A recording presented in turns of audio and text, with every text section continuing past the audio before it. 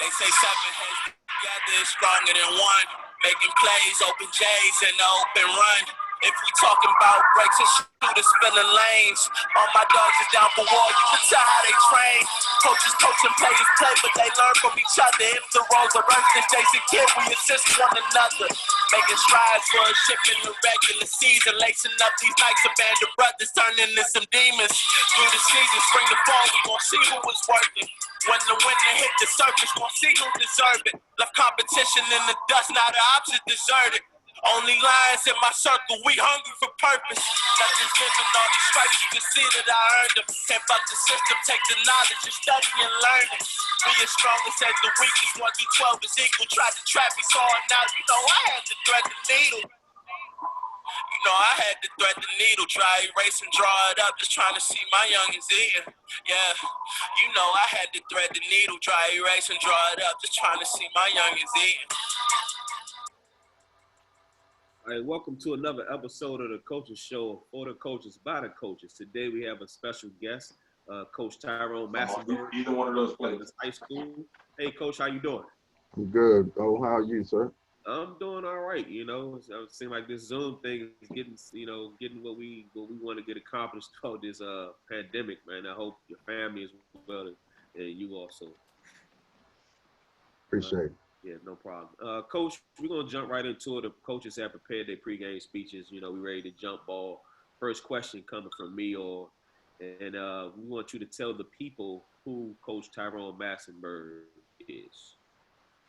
Well, Tyrone Massenburg, born and raised in DMV area. Played organized sports, football, basketball, baseball since I was maybe 7 years old. My father was my first actual coach in the boys club. Played at Central High School, left Central High School, went to Virginia State. Played a year in Germany. And then I came back here. Was at C. Pleasant Rack. A lot of people know me from there. And that's where I started my own team, played in the Urban Coalition, Junior League, played in Melrose Crab House, played down in a league called Say No to Drugs, and went back to my old high school and started coaching summer league there. And from there, actually Lou Wilson was the JV coach at that time. So he left, got the job at Largo, and it was an opening. So Walter Fulton, who was my middle school coach, just told me just to move right into the JV spot. And I just did the ground running from there. All right, so that's good insight, man, because I can kind of remember vaguely because I played in '96 and '97 and playing at Central, and I think at that time Mr. Fulton was the head coach in '96 and '97, and then actually seeing you then with the JV team then, so I definitely remember those times. How did you, when you first got to Douglas? So you was at Central first, and then what? No, from Central, then 99, 2000, I actually got my first head coaching job at Suitland. Oh, okay, yeah. Some people a lot of people forget that Suitland time when you was at Suitland because everybody always put you with Douglas so much, and I do remember that now as well. So that's good insight as well. So thank you so much for that, Coach. So I'm gonna pass you over to Coach Will Minor from Southern High School. Hey, Coach, how's everything? I'm good, Coach. How are you? Good. You know, I don't get a chance to really talk to you too often, but one thing I say, I enjoy watching you coach and watching your teams play. You know what I mean? And just, you know, unfortunately, I had to play you in the playoffs before. You know what I mean? But just letting you know, man, I really admire. I was just saying before you came on here, I like to know what you and Jimmy Ball do, because every year, regardless of who you have on your team, you guys play hard. So I mean, you got to, when we get off air, you're going to let us know what you do, because I tell you, I really admire your program from afar. Appreciate it. I appreciate it. So my question that I have for you is, who are your coaching mentors coming up? I heard you mention Lou Wilson, so I'm sure he's one of them. But, you know, who has really impacted your coaching? Wow, that's a good question, because once I took coaching serious, there was a lot of people that impacted what I was doing. Um, Coach Lou kind of put me in the direction of introduced me to the high school level. Once he found out that I was coaching high school, so he had me the opportunity to go through a camp, and then I just when I got to the camp, a lot of people I just listened. I mean, Walter Fulton obviously is my the guy that I mentor myself after, pattern myself after. But it's a lot. Gary Williams. I worked at his camp for 22 years, and he used to always tell me something.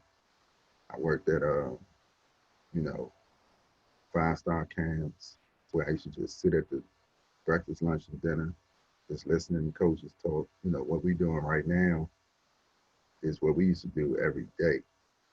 Now we're probably campers, and I was, and when the campers go to bed, that's when the counselors all get together and they just talk basketball till 3 or 4 in the morning. So, I looked up to them. There's just so many people that's been in my corner. If I start talking, I can run off so many different people, but I've been blessed to be around, and I just was taught that if you want to be good at something, you gotta be around the people that are good at it. So that's pretty much what I did. Surround myself with the people that I looked up to. So what advice would you give young coaches out there these days? I mean, I probably already told them, but the first thing I tell them is, be prepared for everything. Just be prepared for everything. I mean, it is, and just understand it's a sport. So, at the end of the day, it's not life. It's not going to, determine whether you make or break a life-changing moment, but it's a sport.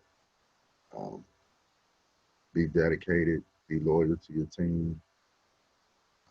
And again, if you want to be good, you surround yourself with the ones that can make you good. That's why I respect some of our young coaches now, because, it's a sacrifice. I mean, I had a lot of friends, and once I stepped into coaching, I had to separate, and start being around coaches. So, we make each other better. No coach knows more than the next coach. I learn something from every coach that I'm around. So, and just stay humble. Stay humble and work.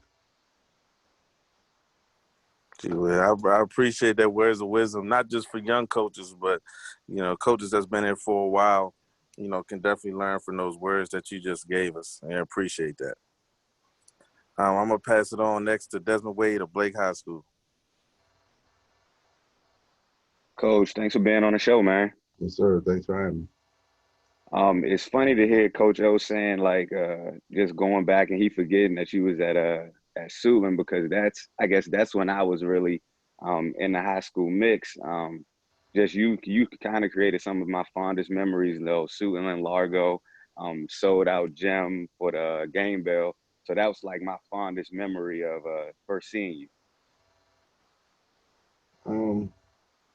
Suitland is special for me because first of all, it gave me my first opportunity to be a chief in the program. That's why I brought a head coaching job to chief. It gave me confidence in myself to know that I actually can be a head coach. I mean, being an assistant coach, you make suggestions, and I think that it's necessary for every head coach to actually go through that that situation where you are assistant coach, because then you can kind of see if that's really what you want to do. But once I got to Suitland, with my one of my best friends, Coach Lynch, rest in peace. It was just, I mean, we were always competitive. The school spirit was, you know, as you said, it wasn't just your game. It was every game like that. We had the bands playing, the excitement in the building, the neighborhoods. It was just a good time, man. Those Suitland teams that I had were very competitive. I mean, at one point we were number 2 in the area, maybe around, you know, fifth or sixth week in the season. So we had a lot of success. It was very competitive for a back then.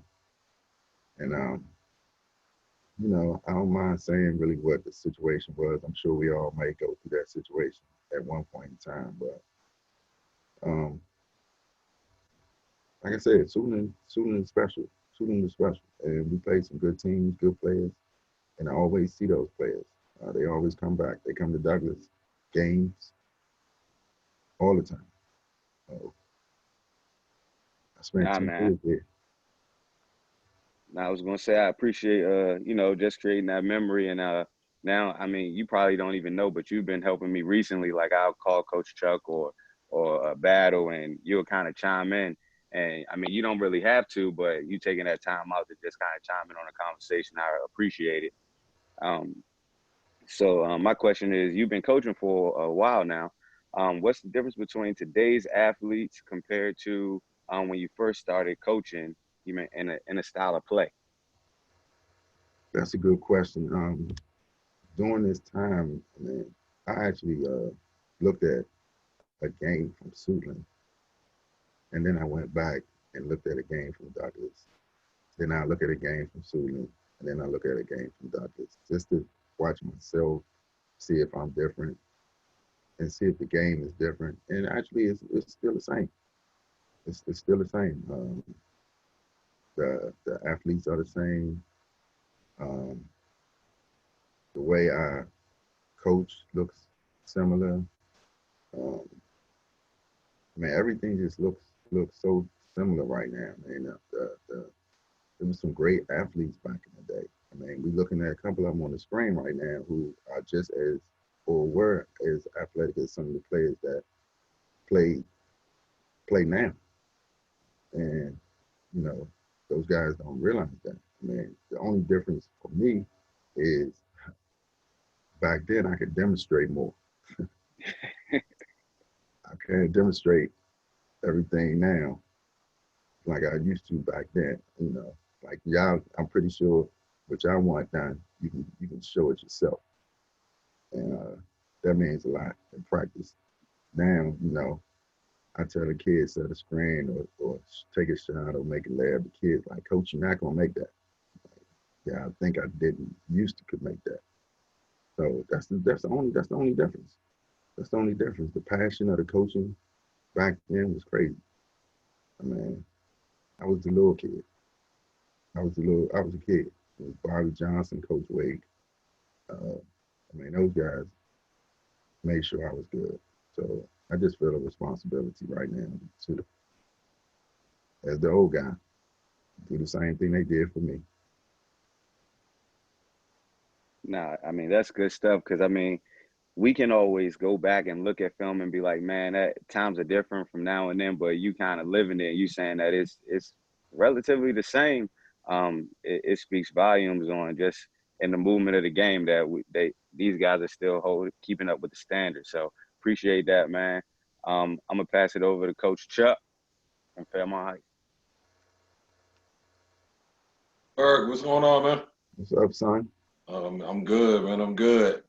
So I'm gonna share a personal story because it's always special when I get together with you. But I'm gonna tell you something that you might remember, you might not remember. But All-Star Game 2001, PG County. They did the tryouts for both teams at Fairmont Heights High School, and you were there. And I remember y'all set a table at half court, and it was you, Coach Wade, Artie. Coach Artie Walker, Coach Hay, a couple other guys. And I remember, when it came down to it, it was me and another dude. And Crossland had just went to the finals, and so their guys hadn't shown up for a tryout. And so it came down to me and another dude, and like you was like the deciding vote.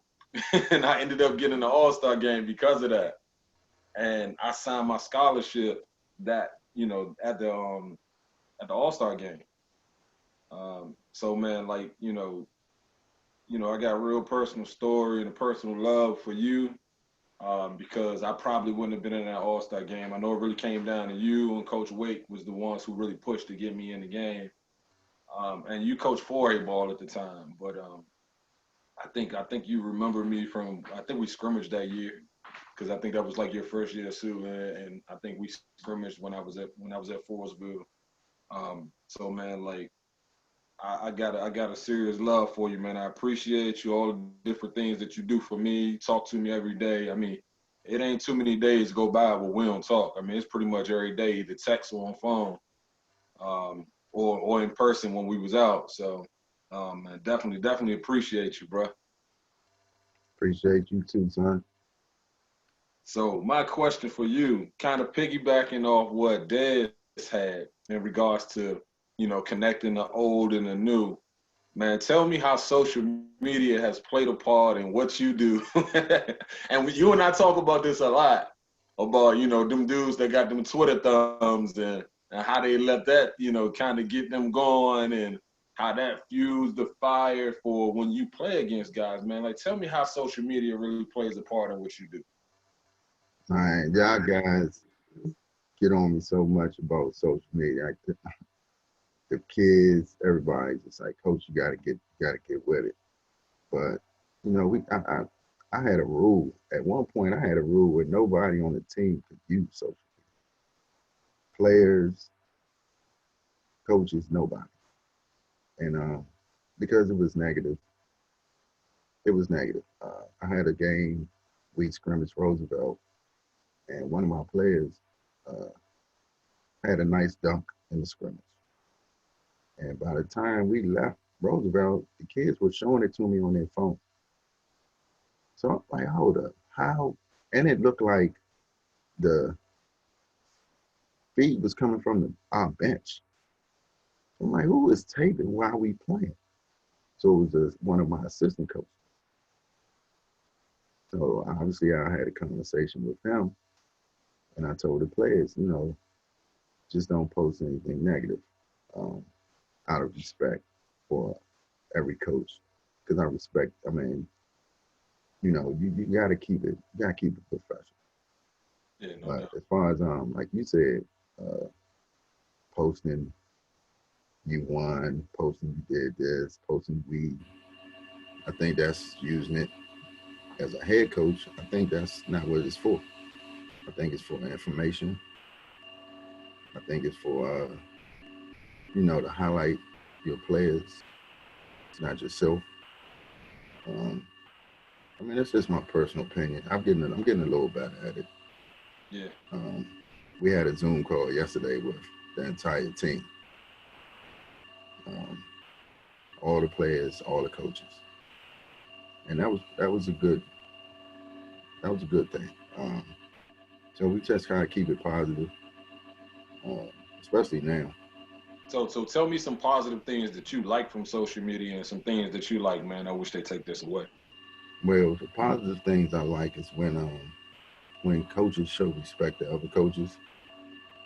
Um, when I see a kid that I didn't know, maybe signed with a school, or just information about the game, Gotcha. things like that. But negative, I mean, I don't like to see when a coach posts anything about, a player that really didn't have anything to do with the outcome of the game. Just like a Yeah. dunk, or degrading another program. Saying, yeah, we whooped them, or we run this, or things like that. That's kind of not what we do. I mean, Gotcha. I So see, like all but that ego stuff. yeah, we I have too much respect for every coach. If I won a game by 30, and if I want to have the same post as if I lost by 30. Gotcha. Yeah, I always noticed that about you guys. It would say, "Hoops dug this other school that," no matter what the score is. Yeah, yeah. Because sometimes, I mean, with us, a lot of people post what they did, and then it's nothing, and then it's another game. Like, oh, what happened to that game?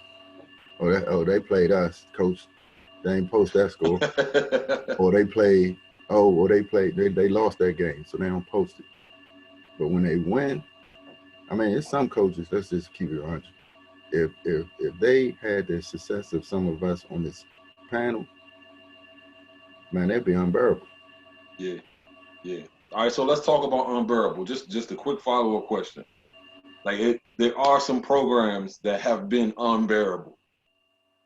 And I won't name any programs in particular just because I'm just not that guy. Right. But like, how does that adversely affect what we're trying to do as a coaching community? But at the end of the day, it really doesn't affect us. It's going to affect them because nobody has success every year. Facts. We pick our cards up. We may have 2 spades. We may have 3 spades. We may have no spades. You get dealt a different hand every year. So, nobody picks up both jokers, the ace and the deuce, every hand. Yeah. And when you don't pick them up, that's when your coaching really, your program, your fundamentals, that's when, your respect level comes because everybody's been there. I've been there. I've had a team where I was like, man, I have no spades in my hand. Now what? I mean, am I going to quit? Am I going to say, am I going to say my team some garbage? Or I'm going to say, right now, we don't have spades, but we keep working. We might turn some hearts into books. Might turn the club into a book. So that's how I look at that, Chuck. We don't get to bring in. We're all not gonna have the best team in the league every year. Yeah, it's ebbs and flows to it all, man. Well, man, I appreciate your answers, man. I know with me, I don't handle any of the social media stuff. I got my own personal one that I put my own personal opinions. But when it comes to like promoting a program, somebody else on my staff does that, and I monitor it heavily because I never want to down or degrade another program. And if it's something that's just when we put it out there, if it has a negative connotation to another program, we're just not going to do it. I've thrown some jabs from my personal account though. I ain't gonna fake, but Hey, it's only because I'm an older dude, man. If I was at Super maybe my first 2 years, they probably would have to snatch me off social media. Gotcha. Okay. All right. Well, man, appreciate your answers, man. I'm gonna hit this smooth bounce pass to my man John Kamara over at Parkdale High School. What's going on, Coach? How you doing? I'm good. How you? I'm good. Let me use this opportunity, to thank you, just like Coach Chuck did. A lot of people didn't know when I was attempting to be a head coach, and it was just random. Like, I think we ran into each other like once or twice a week for a month straight, and I was telling you stories about Largo, Duval, Oxon Hill, and you was giving me tips, calling the principals and everything, vouching for me. So I definitely appreciate those times. Like, a lot of people didn't know that, but it was for some reason I ran into you for like a whole 2 weeks to a month straight while everything was going on. I remember. Definitely appreciate that. So my question to you, you just spoke with Coach Chuck, talked about sportsmanship and everything like that. But as a competitor, we're all coaches, we're all competitors. You've been coaching for a long time.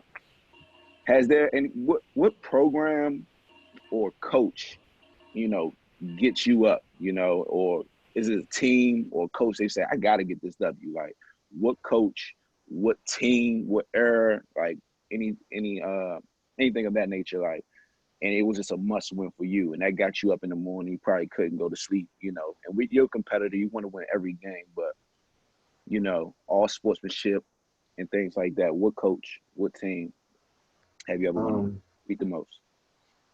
Good question. Oh, man, I'm a creature of habit. Actually, every game, I kind of want to do the same thing. I mean, I get hyped for all games, game day. I mean, I preach to my kids what game day means. Take game day as serious as you can. But I think for me at Douglas, it means a little extra when we play the schools to the north and the south of us. I think you know who they are. They're 10 minutes north and 10 minutes south. And, the whole building gets up for those games. We go 10 minutes north, we had Wise. 10 minutes south, we had Gwen Park. And the kids know each other. And it's more so, when you look at those two buildings and then you look at our building, it's kind of like, why would we be able to compete once like they can't have a good team? So, if it means anything, it means more to the kids to win against those teams.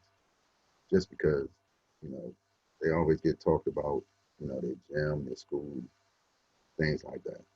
But other than that, every coach provides something different. I mean, every coach has a different style. So the challenge is there every game. Every coach on this planet plays a different way. Nobody plays the same. So, just matching wits with each coach. And then at the end of the day, just find out, how you did against them. That does it for me. Of course, the higher the stakes, maybe the more gratifying to win. But, I mean, kids will tell you, the building will tell you, they know when it's game day, when they see me. Secretaries, everybody, they just look and say, oh, it must be game day. I don't know what it is. I can walk in the main office, and the secretaries will just look, and they just say, oh, it's game day. Like, I don't know if my face changes. I don't know what it is. Maybe it's the way I just walk or speak or not speak. But I am a different animal on game day. Definitely. I think every coach may have their own ways on game day with the kids, and people around them know it's game day. But I definitely can agree with, Gwen Park being so close to you guys, and Wise. Y'all might compete over kids, or a lot of kids might go to Wise instead of Douglas, for different reasons. But I can definitely attest to that. So I'm gonna go ahead and pass it to Coach O for the next question. Yeah, thanks, John. Yeah, 2 teams. That's 3, and you said 10 miles one way and 10 miles the other way. So that's 3 teams, and what's that, 20 miles of each always competing for a state championship. That's crazy, you know what I mean? To think that the many kids that come out of that area alone. Before I get into the next question, I just jotting down some notes, man, just to share a quick story. And you talk about respect for other coaches. I remember one game. Since I've been at Blaisdell, since we got in the 4A, we couldn't stand Roosevelt. Like the hatred was real. You know what I mean? But then when you start to evaluate and assess things, you start thinking, why do you hate them so much? Because they're successful. So this particular game, I had to find a way to change it, and it was Roosevelt senior night. And normally during senior night, you want to go to the locker room, wait till they finish and all that. I told our guys that day that we're going to stay on the bench, and every senior that's coming up that's getting a trophy, I want you to stand there and applaud them.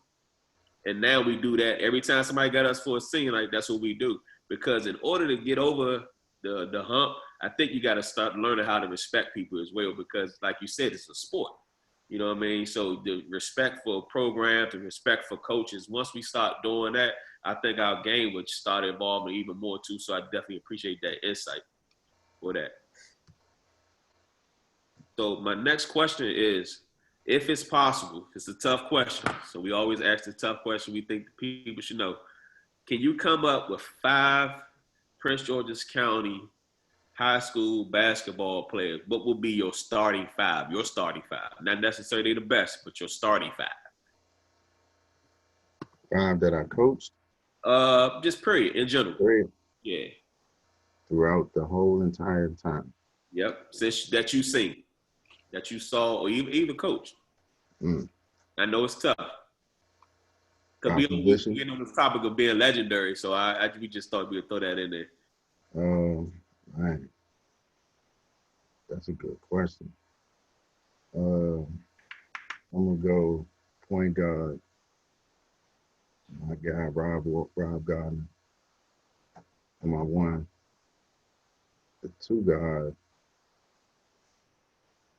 Man, it could be so many. Man. Oh, we might have to get back to that. But I just keep it. I'm gonna keep it as local as I can. The past 10 years. Let's do that. Because that's going way. You're making my brain hurt right now. Yeah, I got you. I definitely understand. Let's do 10 years.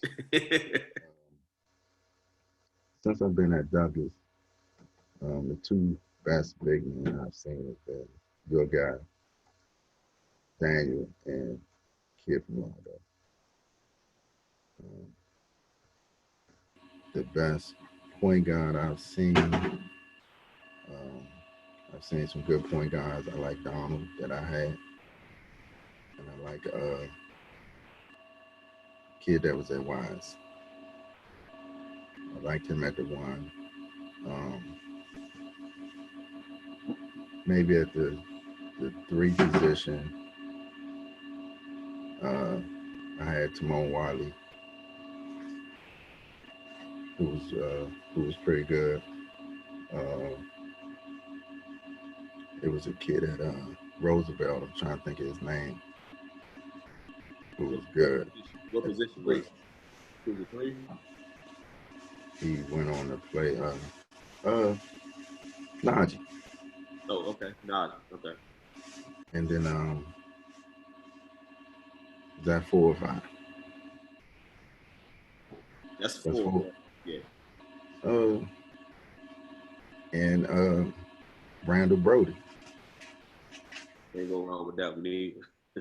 All right, so we wanted to, pick your brain a little bit. We tried to go over the years because a lot of times, like John said, one of the biggest reasons why that we decided to do this as well is because, first of all, we want to be sponges and talk to coaches, especially veteran guys that can help us along the way, and also to just pay respect to those who was before us. You know what I mean? That's the biggest thing that we kind of like forget, that it was so many guys. Like they was talking about the other night we was over there with Mark Stern. I always had my mind, I was going up to Potomac. I lived in Southview, in my middle school. I went to Lower Baltimore, and I lived in Southview. So all my cousins went to Southview. When we moved to Bladensburg, that made me go to Bladensburg. Well, in my mind, I wanted to be a Brave. You know what I mean? Because you knew all those stories of Monty Williams. You heard all those Rock God. You heard all those people that came out of Potomac. You always wanted to go to Potomac. So that was great insight on that as well. So we just wanted to pick your brain just a little bit. You know what I mean? So I'm going to pass you over to Tobias Jennifer from Huntingtown High School. What's going on, Coach? How you doing, sir? Not too bad, man. It says I do want to say this. We've never. I don't want to say never. We've rarely have interacted. I think it's a little bit over social media or maybe a text here and there. But just sitting back, I do want to say it's been a pleasure just to sit back and listen to the stories and the insight that you've given.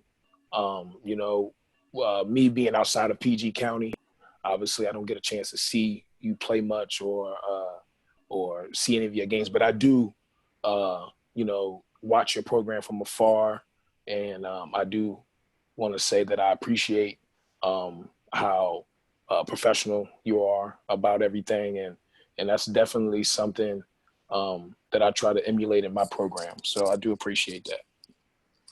Appreciate you. No problem, man. So my question is, changing gears a little bit. So we've seen a lot of change over the last couple years or so pertaining to or in regards to boys basketball in the state of Maryland. Obviously, with the regulations on fall leagues, summer leagues, even the new implementation of the live period.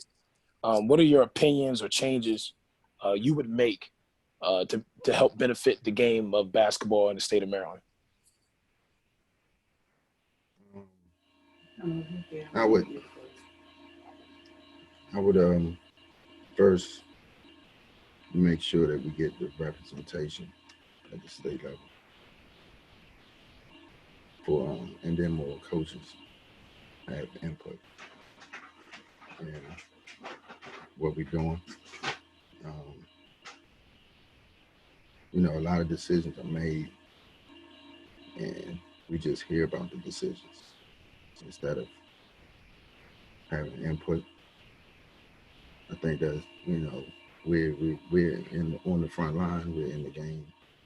So what best way to come up with a good solution and to ask some of our coaches. So that's one of the main things I always say. Like, who decided that? And who made that decision? Why didn't they ask the coaches what they think? Doesn't have to be every coach, but maybe we can start with a small and then just move up.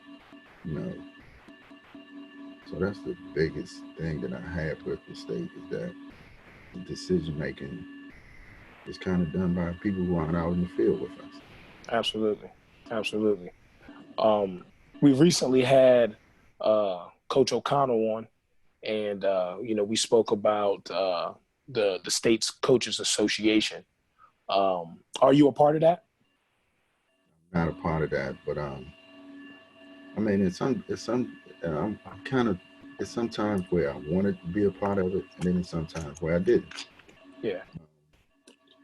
I think during these times, I'm okay with Coach O'Connell, but the good thing with Coach O'Connell is that he always returns and talks to the other coaches, and he's kind of like the spokesman. And then if we need to show strength in numbers, then we have to. Most of those guys are not really coaches at this point. They may be. I don't even know if they're former coaches that are on the committee. Yeah, we've seen that. We've seen guys who make decisions who really don't have the best interest in mind of the coaches or the players. So that's definitely something that's tough, and that's doing more harm than good. So I appreciate that, man. I really appreciate your insight. I really appreciate everything that you do for the game of basketball, especially in the state, and in PG County. So I'm a pass it back over to Coach O. And I appreciate you, Coach. Appreciate you, man. All right, Bernie, that was good, man. You're right. You're absolutely right, man. It's amazing how often we do this, that we just hear more insight on things that we see that can change, man. So we definitely appreciate your input. So what we're going to do something special. And the topic today, we call it sponge sets. And we call it sponge sets because as coaches, we always talk about being a sponge, you know what I mean? And I went to a coaching clinic years ago, and I listened to Lynn Dunn speak, and she was talking about if you're not stealing, you ain't coaching, and me and Will was talking early before you came on, and we were just talking about, man, I took a set from bro. I said, dang, me too. You know what I mean? So definitely we're gonna go through this one set that you guys was able to run against us a few years back. And then, break it down and then get your insight about zones, because you have a lot of zone offensive sets that you do well, man. And you really had me preparing like a mug for them zones. And they actually came in that day. So I'm going to get to it.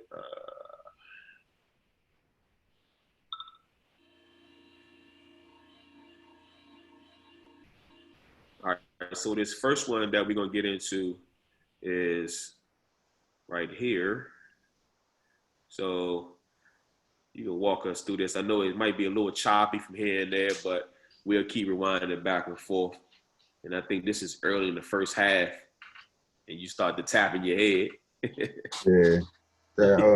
I mean, we run plays geared to the personnel. Mm-hmm. You know, we haven't ran this play since this year, since 2017. Um, I'm gonna tell you who I think that I saw run this.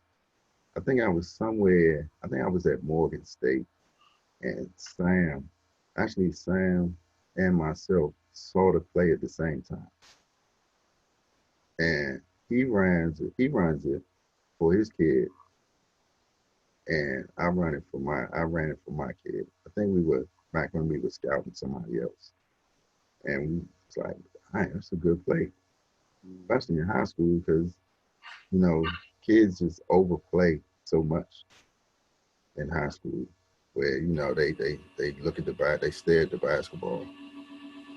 And Who was number 2? What was his name?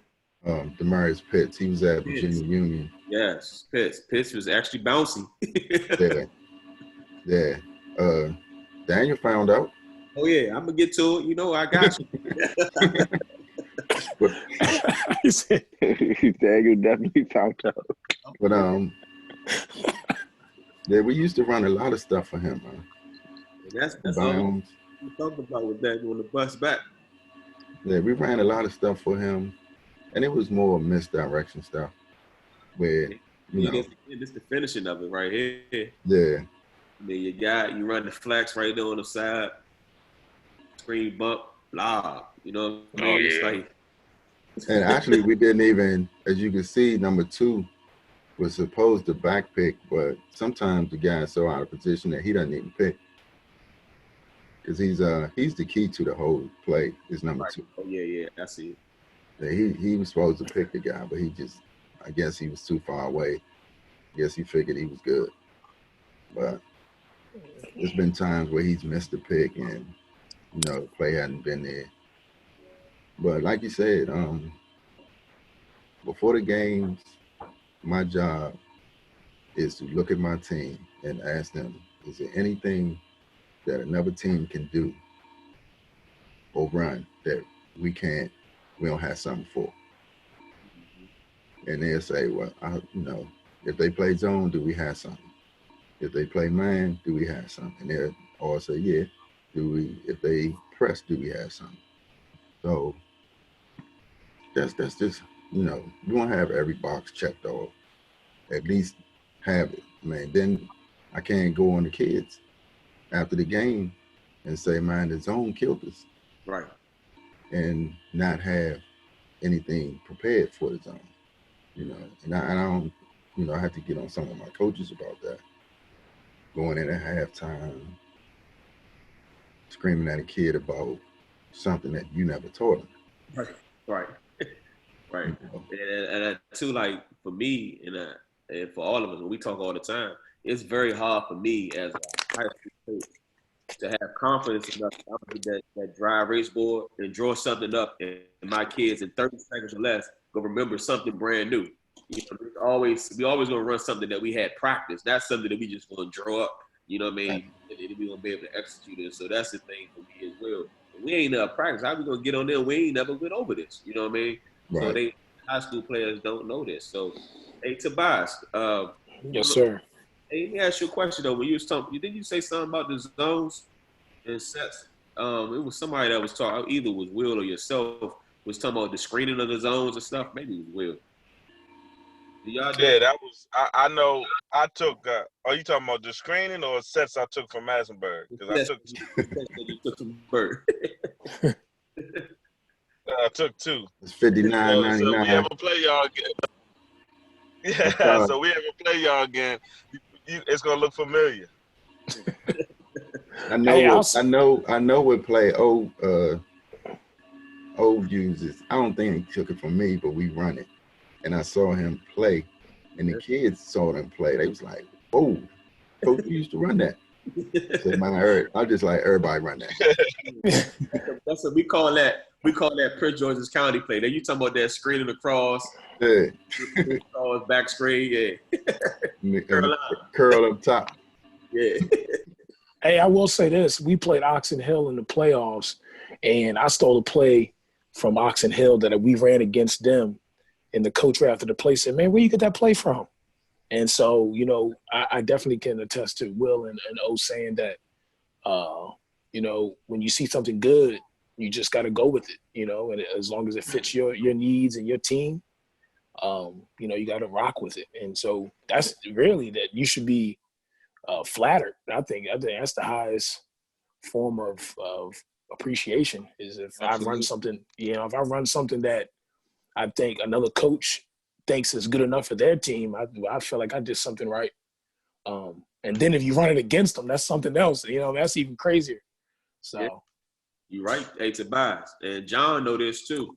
I went to go see Roosevelt and the Master play at Rose. And I think Markel was a senior at the time. And Roosevelt was in the game, you know. And then the Master went into this funky zone. I can't tell y'all the name of it because don't nobody do it but us. But they went into this funky zone, and I watched it over and over because everybody's recording stuff on Capitol Hoops. And that's what we run to this day. You know what I mean? And you're definitely right, man. If you're not taking, you're not stealing.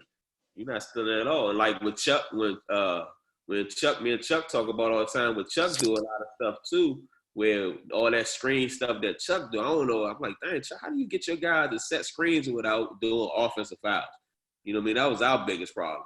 But they do a heck of a job setting them screens, man. So you're absolutely right on that. Anybody else? I took that from Berg because, yeah. Hey, when it came down, because he got this drill that he used for screening that his guys used before the game. I was like, I sat there and watched that whole thing one time. It's one of their drills. Another thing I picked up from Massenburg is the fact that I never run plays 2 years in a row. Mm-hmm. In fact, up to this point, I haven't run anything a second year. And like he go into the Rolodex every year, and he got different sets and different stuff that he run.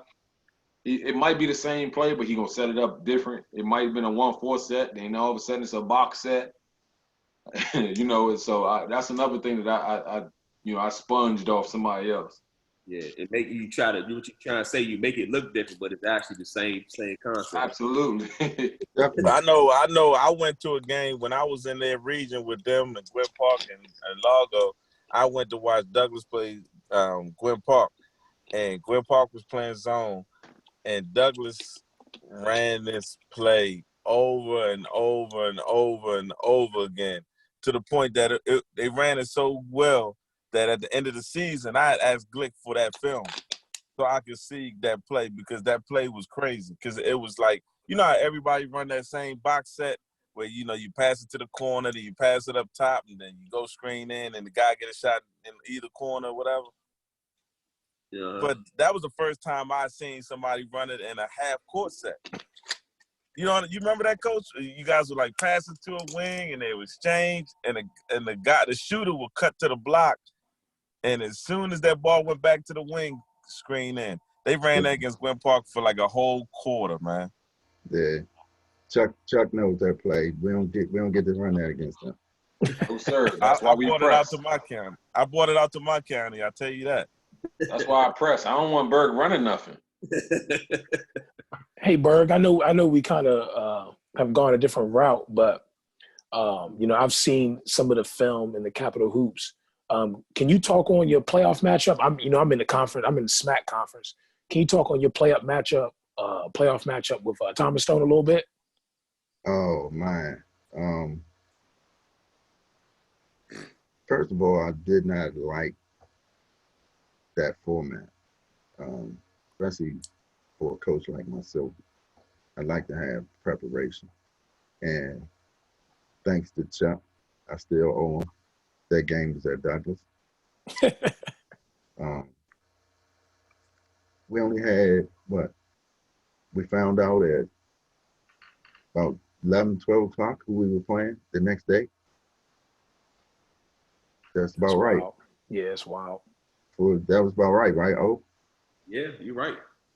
You're right. so um, I saw some tape on Tom Stone. I knew they were good. They played. They came in, and they obviously had a lot of footage on us. Um, they overplayed some of our stuff, and this was playoff stuff. Because, like you said, we had regular season plays, and the kids will tell you that week off, we throw that book away, and then we had playoff playbook. So they knew the playoff stuff, which meant that back of their mind, they must have always thought that they were going to play us. I always thought we were going to play Oakdale. So I had a guy go all the way to Oakdale. I didn't even have anybody go to Thomaston. Sheesh. So it was like Chuck said, like I tell Chuck, this might have been the first blind date I've been on in a while. And I don't do blind dates. So I had a little scouting report, and then they walked in with a lot of confidence. They played well. We just tried to figure out something that would work. Our bread and butter is the press. So we was just like, all right, we just gonna have to try to turn this as ugly as possible, and score that way. They went up, and I know my team, so 10 points is not a lot in PG County. Yeah. A knockout is 30. I mean, if you up 30, I haven't seen too many teams come back from 30, but I've seen teams come back from 25. I've seen that. So you're not knocked out. And, they fourth quarter came and it was like a 6-point game. And as soon as they took out the fourth quarter, they spread the floor out. It was kind of like, we're going to work the shot clock. As soon as they did that, I felt like we can take the tempo back because now they want to play slow. And, they hadn't been playing slow the whole game. So they put the brakes on, and, my kids saw that they put the brakes on, and that's kind of like, you're in a fight and then the guy just step off and stop swinging. Mm-hmm. And they stopped swinging on us and gave us the opportunity to start swinging ourselves. But they played a great game, man. It was just tough loss. I mean, as soon as the game was over, everybody was excited. But I instantly looked at their kids. And my kids had that same look last year at Harlan. So I know what they were thinking and how they felt. So I automatically went straight to them.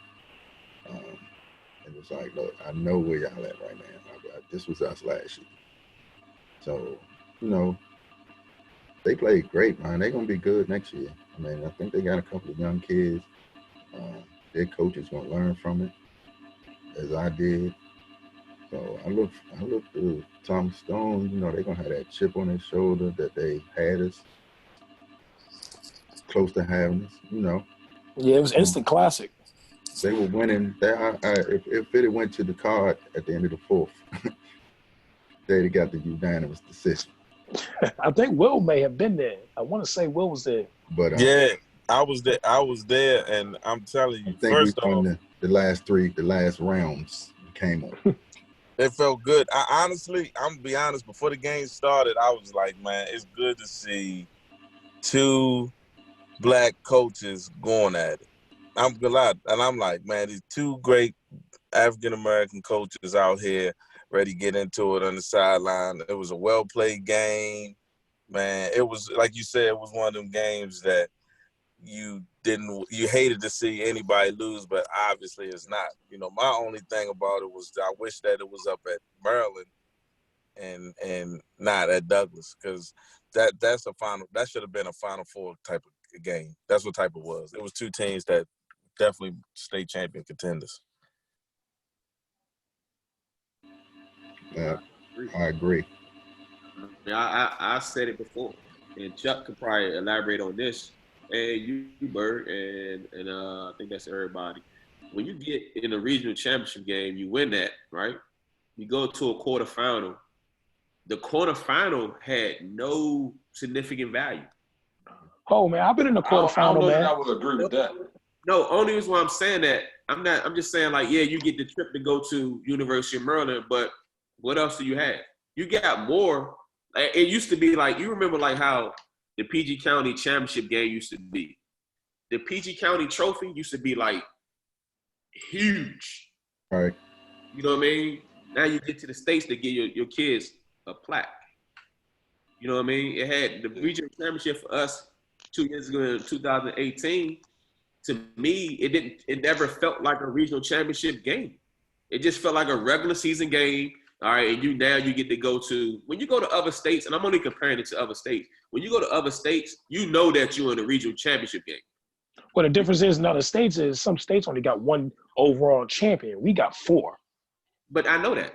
But this is for When you go to DC, is even different. DC, you playing at Howard University, UDC. when you played in your quarterfinal game after the regional championship game. When you played in that game, what other than you getting on the bus, you know you're going, like right now, what do you have to show for it with the pandemic? Yeah, for the quarterfinal game, yeah, I definitely get that. I think that's a sort of scenario like I think that's really similar to what California does in regards to when you win your section, you could win your section and not get invited to the regions though. Which is insane. Which is insane. I get it. I don't think it's no perfect way to do it. Like I don't think whatever you do for 1A and 2A might possibly work for 4A. Right. I don't know that something is going to be an ideal scenario for all 4 classifications. But why not? One of the, because 1A schools are so spread out. Imagine me going all the way to Southern Garrett to play a first round game. Yeah, know what I mean? But like some states are designed that way, the way their playoff format is.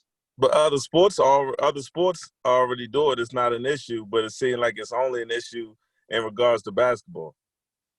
That's because I don't think stuff can work for every sport either. Mm-hmm. But don't get me wrong. We're one state and we're one jurisdiction, the MPSSAA. So we have to figure out what's going to be the best case scenario, and I think that's why they're trying out some different stuff. And it whether good or bad, I do disagree with. My quarterfinal game felt like a playoff game. But yeah. I can imagine how it didn't feel that way for other people, because it's like, all right, when you win a region championship game, you should be going straight to Comcast Center. But you notice on that part. But you notice a lot of people. I've heard a lot of this talking to coaches that's actually won the region. Some of them have talked about not cutting the nets down because, you know what I mean, like going to Maryland. And I think it kind of undervalued the region championship. I think a region championship kind of turned into a sectional. Yes. I think that's what it is. I think to me, yeah, even though people won the region championship, I think it's nothing like back in the day where we won our section and then went to another one and then played for a region championship. And then like too, to add on what you just said, Chuck, like before this format, me and John and Dej used to talk about this all the time. In our county, it's so hard to get out your section. There should be a sectional championship as well. And I think that's what they were trying to do. And they should have. So the sections championships this year turned into regions. Yeah. But then the region turned into nothing. Right. Yes. That's my point. I think we all on the same page. The region turned into nothing. The sections turned into regions. And they should do a section champion. And maybe you don't get a trophy. Maybe you just get a plaque or whatever. Whatever. But the region should be huge, highly valued. Because that's when you go. I don't know about y'all. Region was highly valued to me. It was for me too. Don't get me wrong. Anytime they put something in your hand that says you won the region, if you win a region, and you home, don't take it for granted. Cut them nets down. Damn right. We did. I don't care what's going on. I mean, you won the region. I mean, at the end of the day, you are region champs. So now let me ask you this, Coach. So with the both teams being region champions, and they throw it in the hat and they reseed you as far as your record, Which I like.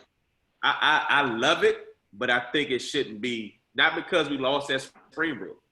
I don't think it should be at, just like when we went to the regional championship game, I don't think that should have been at Roosevelt in 2018. Yeah, I think it should be a neutral site. It should be at neutral sites. You know what I mean? And it could be. I had a referee tell me during my game, at my state quarterfinal game, you're not walking out of here with a win. Don't let me get to telling you what the ref told me at mine. Well, again, I'm going to say it. You told me, man, Coach, you're doing an awesome job. I know that this game was being officiated. There was a biased officiating going on. I know this, Coach. It's what one ref told me. I believe you. That's why I still owe Chuck. Well, that's why I think now some people are gonna set their schedules up. I am so that they can get as many wins as possible, so that it secures them home court advantage. Like I'm joking. I ain't gonna do that. But my thing is, and this year I set up a tough schedule this past year. My thing is, you want your kids to still be battle tested, but the difference, do you want to be battle tested or do you want to be home?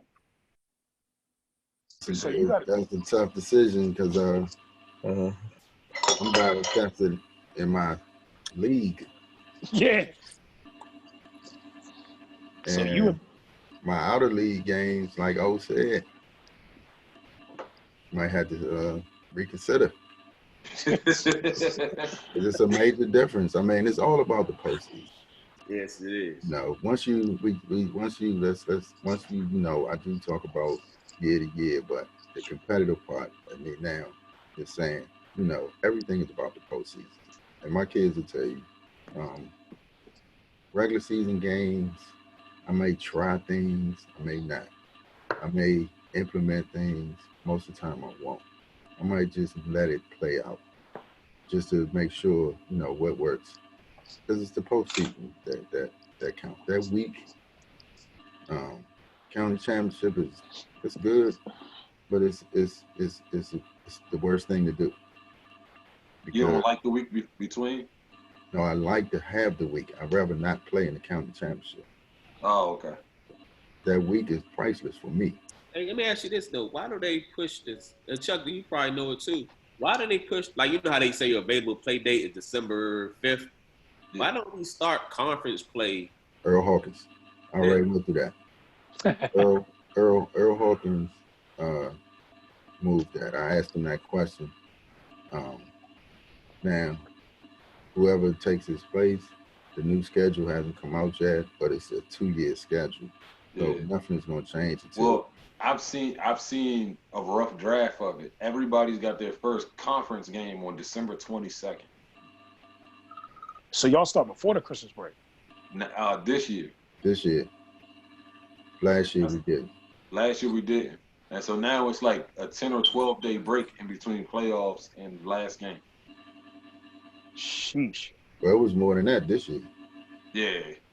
Yeah, I got saved because I was in my conference championship game, and if it wasn't for that, I wouldn't have played for, like you said, 2 weeks. And I had a bye first round. I had a bye first round, so they gave me 2 more days. Chuck, you had a bye the whole region. Don't disrespect my region championship. Chuck had to buy the whole region, Hey, y'all always gonna get some kickback. No disrespect. Yeah. No disrespect to the other charter schools. To the other charter schools. Hey, y'all always gonna get some kickback because in Montgomery County, you don't even really get to pick a lot of out-of-conference games. I got to pick. Well, I didn't get to pick one. But it's a 2-year contract with good counsel, and then other than that, we don't pick any other games. Yep. Get you some PG County smoke. I mean, you don't get to choose it. You only get to choose that one game. Yeah, so Montgomery County is no go. So you'll always have some friction there, some way, somehow. It's just crazy how we got 3 leagues on the phone and everybody do stuff different, man. There's no consistency across the state. That's the problem that we had. 4 No leagues. You got 4 leagues on the phone. 4 leagues. Well, 4 leagues. And look, and then you know what's crazy? We're in the same state, right? I don't know about y'all, but in our county test that we got to take for coaches, there's 100 questions. Yeah. Well, the state test is only 50. Like, that alone should tell you something. Like, you know what I mean? Yeah, my lawsuits. coaches, my coaches is 40 or 50, I want to say, in Calvert County. He had 100 questions. 100. That's Ridiculous. You're right, though. You talking about all different counties and we got all different rules. And then we supposed to go play a team from Baltimore where everybody can go to school wherever they want to go. Come on, man. Don't even get us started. And the officials are your teachers. Yeah. Hey, I will say this. The thing with Baltimore, man, we went up there for a game. We went to Mervo for a game. They played with 2 referees. Right. Yeah, Moco do that too during the regular season. They played with That's 2 why referees. I would never play a Moco team. I never play a Baltimore team. Man, we was getting We're tired coming, to you go get chap. started. They play with Man, two this has refs. been They great. don't have a 3-man crew. No, you got to pay for it. Man, I'm gonna have to take that out the budget. Hey, can I ask y'all a question? Do y'all pay for y'all own security out your budget? Yes. My athletic department pays for ours. It comes out our basketball budget. That's true. Me too. That's gonna make you think about playing home games Yeah. out of conference. That's why we play. Hey, my last 7 games this year on the road. We should schedule non-conference. That's why we went to Douglas. We should schedule non-conference road games for that very reason. I go 2 Bullets, go 2 Riverdale, go 2 Georgetown Prep, all them joints on the road. Scrimmages all the way. all my games, all the way. Man. I like Yeah. home, man. Yeah, when y'all came down, y'all was making jokes about, the dude that was the security at my game, talking about he was my brother and stuff. See, we don't pay for all those dudes. You know what I mean? The athletic department pays for that. They pay for all the security. They pay for all the workers, the table people. I want to play road games. I'm on the Douglas. Are you having your event this year, Coach? That's what I'm just about to ask. I'm definitely having it. That event,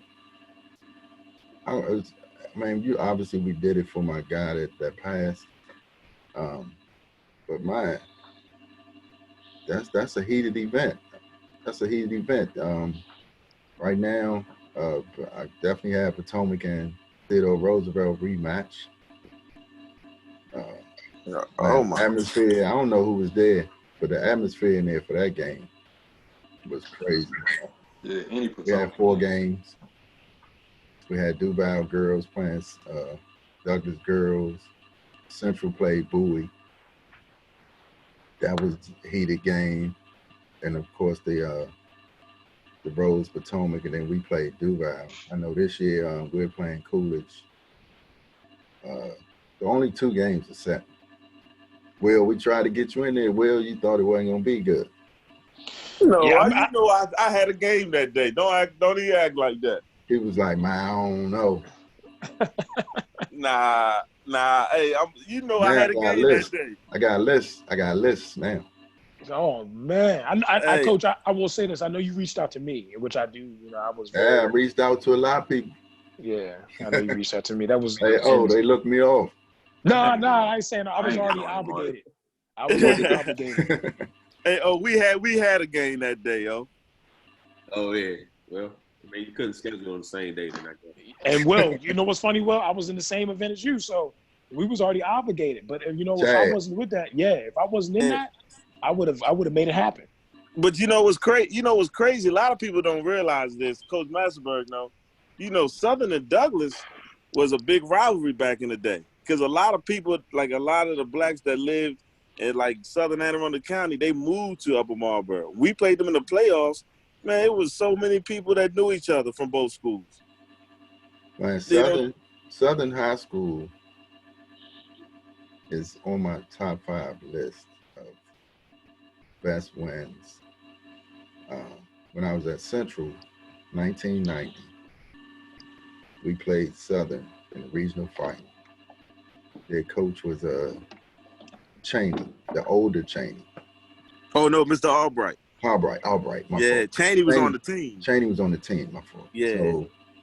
So everybody was telling us this was when I guess Southern was not as diverse as it is right now. So we knew they played zone. They had to play zone against us. So I put this play in where we flashed the guy to the elbow, and then we just played off of him. He just read the bottom guy. You know, if he pop up, if he flare out, whatever, he just read him. We just practiced.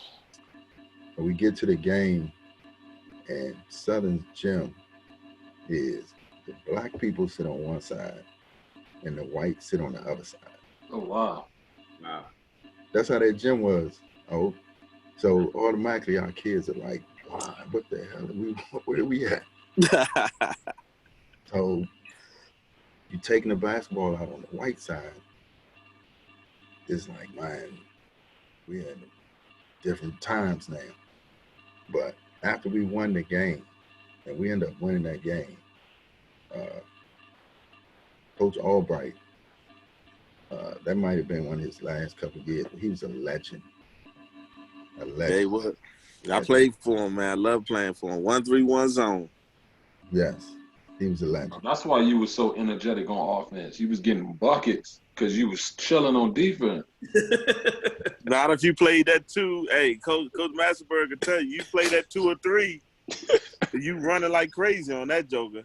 Yeah, but that win, man, we won the states at Central that year. That was the first state championship that I ever been a part of. And that kind of put the fire in. Like, man, this is an unbelievable feeling for you actually to say, you know, put your number one finger up, and you actually are. I know Chuck. You know, when you win a state championship, even if you're an assistant, man, it was no different for me because I mean of the responsibilities that I had at Central. Coach Fulton was the chief, but you know, I did most of the game planning, and it worked. You know, I didn't step on his toes. He'd look right at me. What you think? And I tell him I was good at that second chair. Almost didn't even want to leave the second chair until, you know, I knew he was leaving. And then, you know, I kind of like, man, I guess I'm going to have to go to the first chair now. But you got to have a good man in the second chair. Yes, you do. We talked about that the other day. You got to have a good man in that second chair. Definitely thank you, Coach Berg, man, for your insight today, man. And it was a great time to communicate. There's Coach Small coming in late. Get the JOB. Some people essential out here, you know. Hey. Definitely good insight today, man. Covered a lot of information for us. And like we said, a lot of times when we ask these questions, we already know some of them, but you gave us a lot of insight today about who you are and just reminded me that you were at Sula. You know what I mean? I always just put you with Central and Douglas and forget that middle one when you went over there and did your thing over there as well. So, man, so we thank you so much for coming on today. I appreciate y'all, man. This is what I had to do when I was a young coach. I stayed around listening to older coaches, just sitting there, listening. They thinking I'm not what I am. And, you know, I appreciate what y'all doing, man. Maybe this, you know, you turn this negative into a positive. Absolutely. That's what we're doing. Stay safe. And like we say for everybody, man, we just can't wait to get back to being normal, I guess, and getting back in there. And the time was good resting, though. I ain't gonna lie. We right after a season, you are tired. You know what I mean? So we definitely appreciate you again, man. Coaches, y'all, anything y'all want to say before we close out? Thank you. Appreciate you. I love you, big homie. Appreciate you, man. Y'all do. It's not an option, deserted. Only lions in my circle, we hungry for purpose. Nothing's given, all these stripes, you can see that I earned them. Can't fuck the system, take the knowledge, just study and learn it. Being strong and says the weakest, 1 through 12 is equal. Tried to trap me, saw it now, you know I had to thread the needle. You know I had to thread the needle, dry erase and draw it up, just trying to see my youngins in. Yeah, you know I had to thread the needle, dry erase and draw it up, just trying to see my youngins in.